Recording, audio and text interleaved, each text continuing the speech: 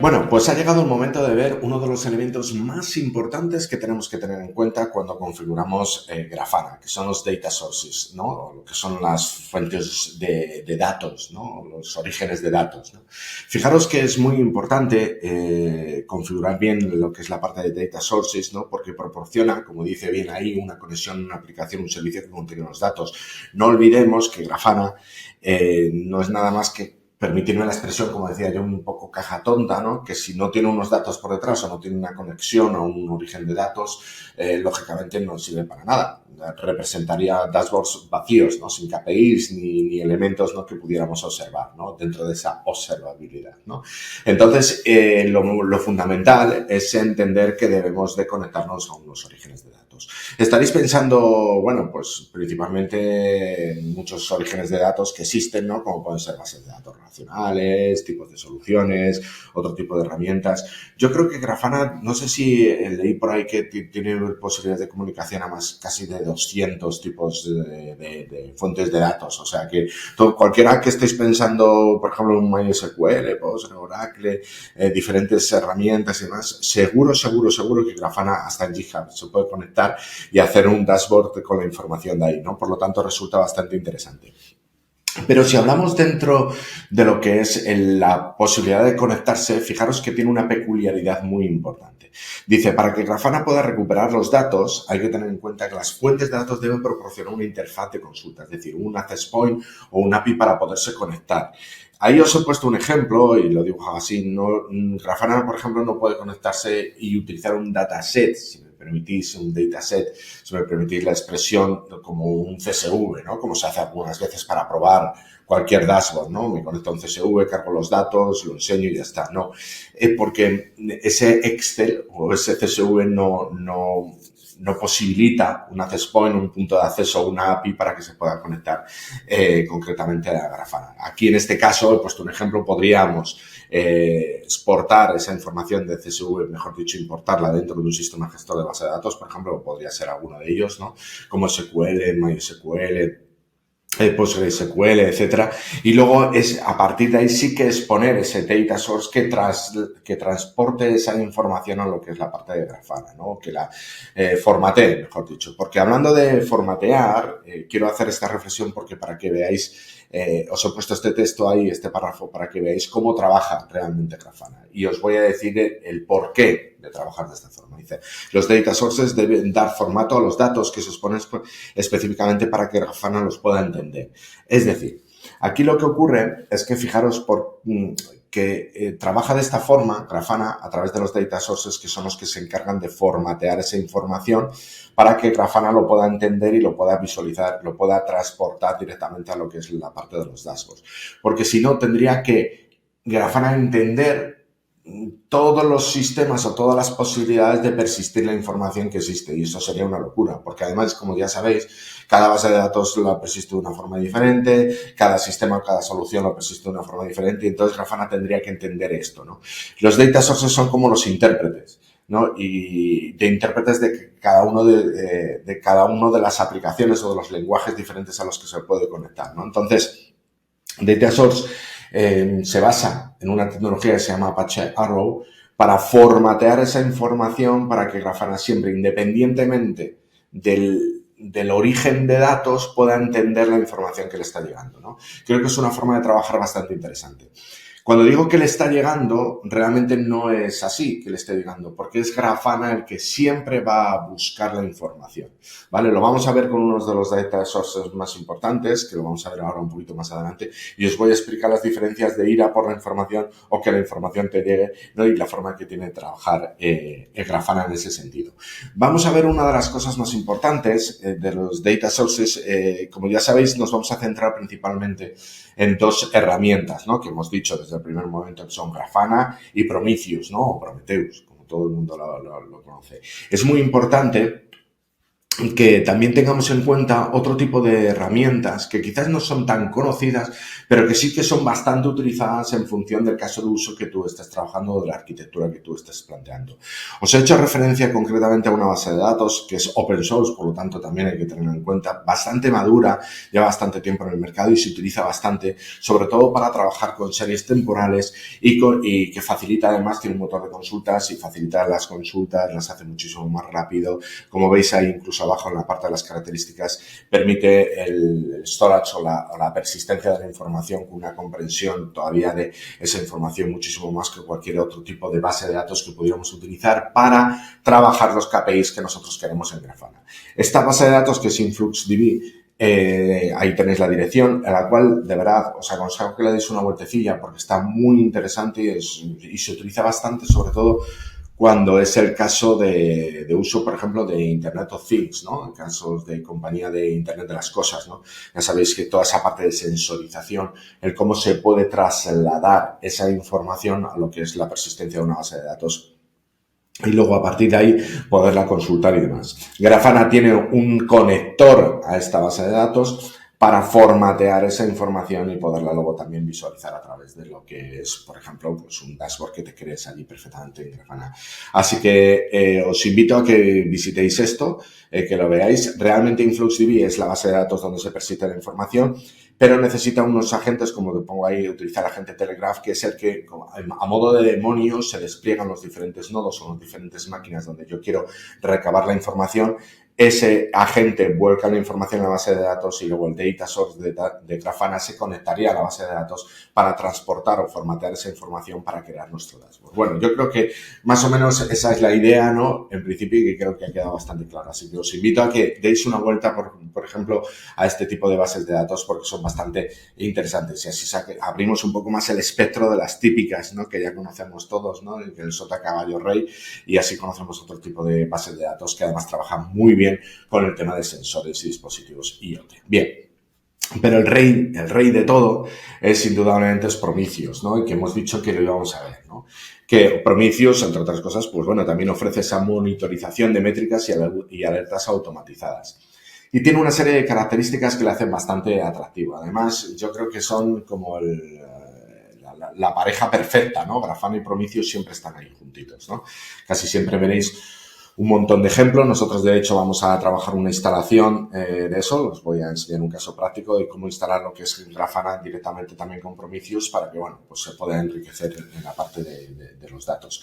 Prometheus no deja de ser un servidor donde también, al estilo como InfluxDB, como la base de datos, ¿vale? Intenta persistir la información gracias a través de una serie de nodos, de agentes que se trasladan o se instalan, mejor dicho, en ciertos nodos y le devuelven la información y a partir de ahí Grafana puede adquirir los KPIs necesarios para crear el dashboard, ¿no? Como os he puesto como características importantes, y por supuesto, si antes os decía, antes de ver las características, si antes os decía que era casi obligado darse una vuelta por InfluxDB para conocerlo, indudablemente la página de Prometheus.io es fundamental darle una vuelta. Tiene bastante documentación y muy interesante y por supuesto, pues bueno, es uno de los elementos en que en principio deberíamos de conocer bastante bien, ¿no? A la hora de trabajar con temas de DevOps. Como características importantes, bueno, aparte de que también te proporciona una página web para también hacerte tus dashboards, como vemos ahí, por ejemplo, en lo de Great Visualization, ¿no?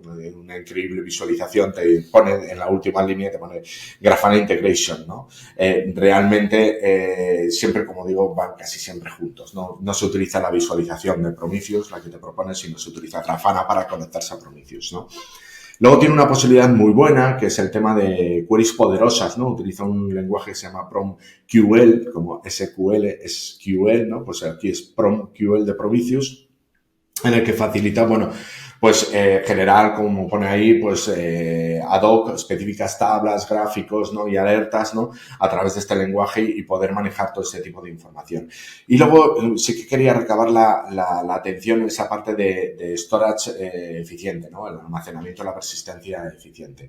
Fijaros que esto, a diferencia de forma de base de datos, persiste la información con, bueno, también con una persistencia, ¿cómo decir?, de reducido tamaño, ¿no? en formato de fichero, ¿no? Entonces, al trabajar en formatos de ficheros, en vez de en base de datos, pues las posibilidades, fijaros en el diseño de arquitecturas, pueden ser tremendas, ¿no? En cuanto a eso, ¿no? A definir una arquitectura y en poderlo hacer también este servicio. Fijaros que la mayoría trabajan con un servicio de servidor. También habría que trabajar esa posibilidad de meterlo dentro de una alta disponibilidad por si acaso esto se cae, ¿no? Pues Grafana llega un momento en que eso podría quedar sin KPIs, ¿no? Bueno, vamos a ver, para mí lo más importante es que veamos y entendamos lo que es la arquitectura de Prometheus y cómo trabaja. Quiero centrarme principalmente en el lado derecho, ¿no? Fijaros que Prometheus trabaja, como os he puesto en la parte de abajo, con un lenguaje que se llama PromQL, propietario de Prometheus, ¿no? Muy sencillito y que facilita ese tipo de consultas a los KPIs, ¿vale? En el centro de todo tenemos el cerebro o el corazón de Prometheus, que es el Prometheus Server, ¿no? Y luego, como veis, pues bueno, tenemos una parte de visualización de los datos y de exportación gracias a través de la web UI de Prometheus, que os he dicho que, bueno, que está bien, pero no, indudablemente queda con un poquito menos de características que Grafana. Y luego también expone una cosa que es bastante importante, que es la API del servidor de Prometheus para que, bueno, diferentes clientes o a nivel programático te puedas conectar también para recuperar esa información. Una de las cosas importantes que tenemos después de Prometheus también tenemos el tema de las alertas, ¿no? Fijaros que Prometheus Server lo que hace es mandar a nivel de push, ¿vale? Envía alertas en función de unas características o una configuración específica a un sistema que se llama Alert Manager y que nos permite notificar lo que queramos vía email, vía Slack, vía, bueno,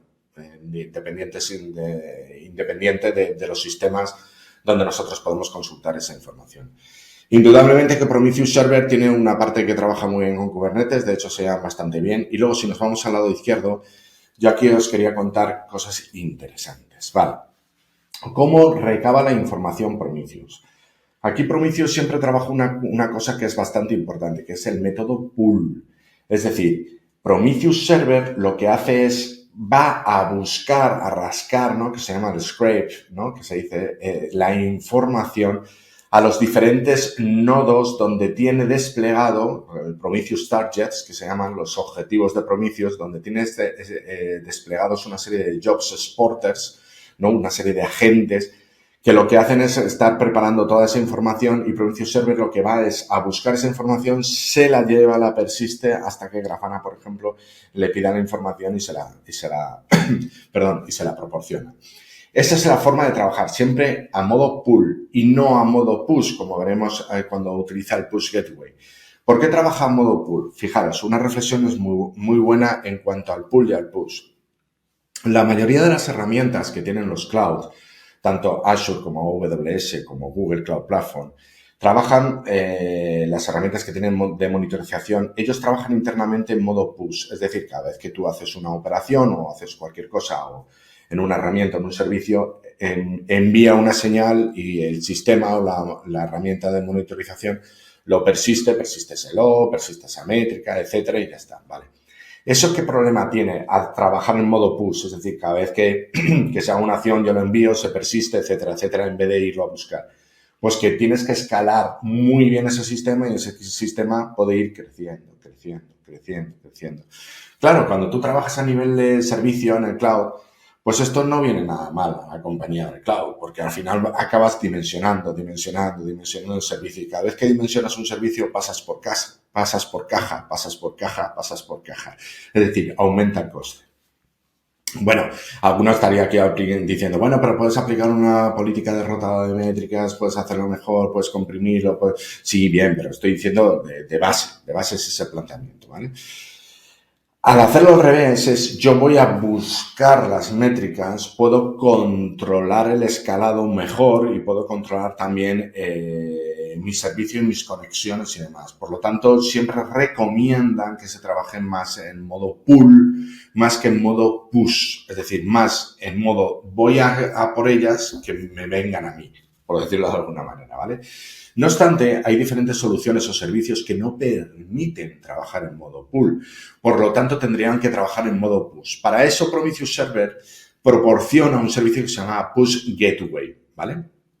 Que lo que hace es que los diferentes programas diferentes métricas, perdón, los diferentes jobs que hay en las diferentes soluciones que trabajan en modo push, envían esas métricas al Push Gateway y lo que hace Push Gateway sirve como de contención.